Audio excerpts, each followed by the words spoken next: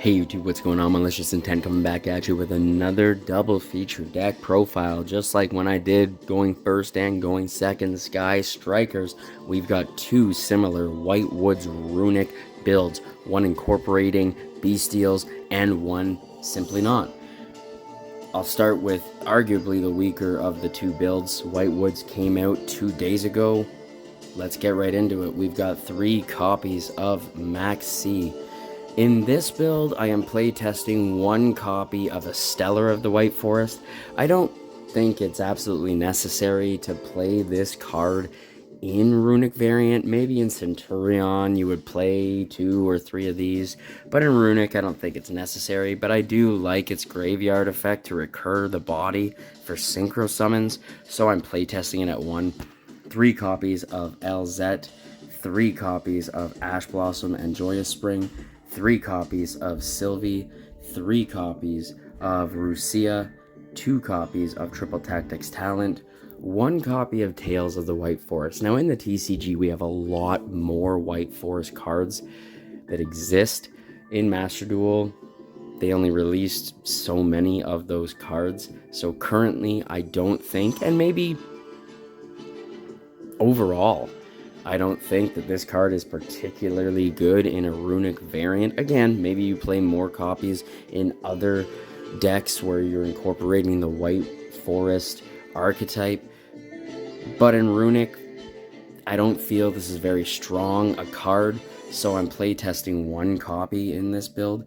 We've got 1 copy of Runick Fountain, 2 copies of Tip, 3 copies Flashing Fire, 1 copy Destruction, 2 copies Freezing Curses, 2 copies Slumber. I feel a little handicapped when it comes to playing Runick in Master Duel. I feel forced to play 2 copies of Smiting Storm, where in the TCG I'd play 1.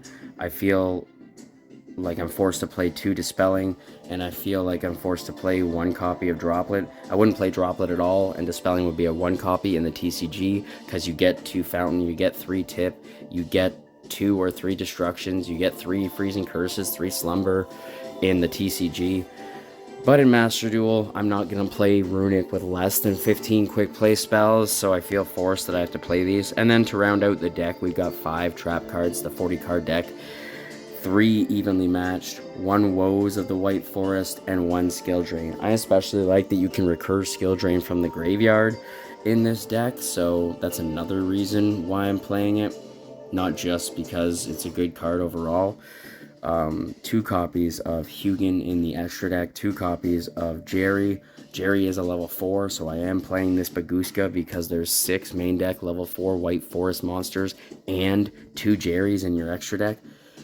1 copy of Sleipnir is one that I'm playtesting. I'm on the fence. I have a few other cards in mind. We'll see how good the Sleipnir is. 1 copy of Coral Dragon, 1 copy of Tri-Edge Master, 1 copy of Silvera, 1 copy of Recelia, 1 copy of Diabell, Queen of the White Forest, 1 copy of Chang Ying, 1 copy of Chaos Angel, again 1 copy of Baguska, 1 Typhon, and 1 SP Little Knight to round out that 15 card extra deck.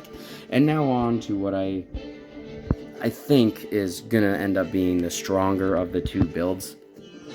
We've got 3 copies of Max C, 3 copies of LZ. Again, I am not playing a Stellar in the Bystial version.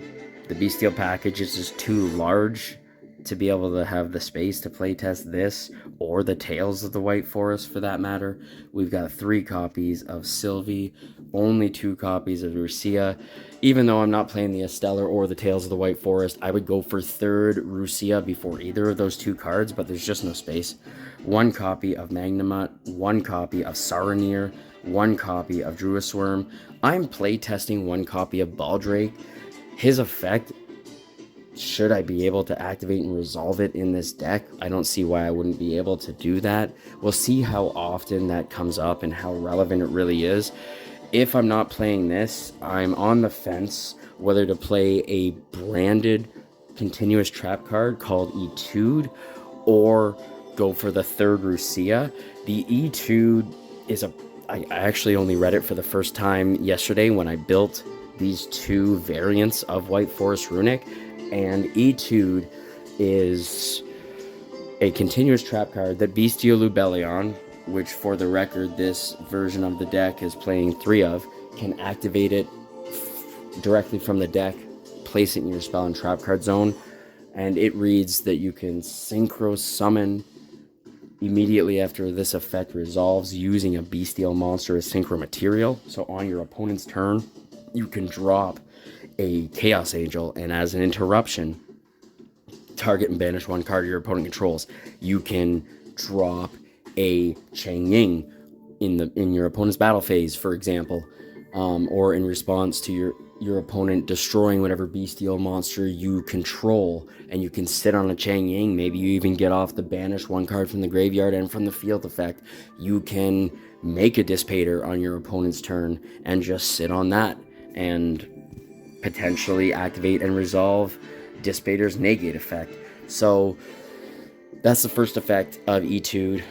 And its second effect, which is also pretty good, is a mini Macrocosmos. Anytime your opponent would tribute monsters for a ritual summon, fusion, synchro, or link summon, all the materials for those 3 types of summons get banished, and any monsters you tribute for a ritual summon also banished. So I like the card. Again, read it for the first time yesterday. Have never play tested it in any deck. And I feel, again, that if Baldrake isn't pulling his weight, that or Third Rucia is going to replace him. 1 copy of Runick Fountain, 1 copy of Branded Regain to round out that Bystial package, the same 15 quick play spells, and the same 5 trap cards as in the other build. And then the extra deck is the same as the previous build as well. The only difference being Sleipnir has been replaced with Bystial Dissipator. Like if you like this video, subscribe. If you really liked it, tell all your Yu-Gi-Oh friends that White Woods is now out. Be creative with it. Let's see what different archetypes can be splashed with White Woods, and not just Runick and Centurion. Have fun, my friends.